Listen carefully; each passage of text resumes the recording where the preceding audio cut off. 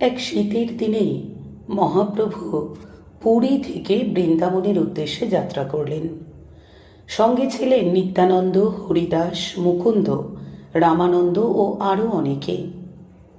এই যাত্রার উদ্দেশ্য কি তা মহাপ্রভু ছাড়া আর কেউ জানতেন না।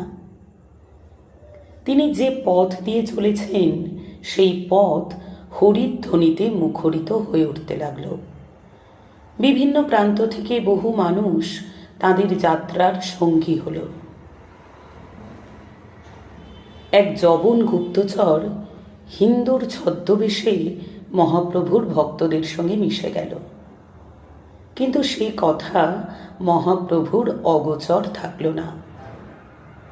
তিনি একদিন ছল করে সেই ভক্তবেশী চরকে স্পর্শ করলেন, তার চোখের দিকে তাকালেন। বরফের মতো সেই চরের হৃদয় যেন প্রেমের বারিধারায় তরল হয়ে গেল। চোখের জলে ভাসতে ভাসতে সেই জবন চর মহাপ্রভুর পায়ে লুটিয়ে পড়ল। মহাপ্রভুর পাদস্পর্শে সেই জবনের যেন নবজন্ম হল। সে ফিরে গেল তার অধিপতির কাছে।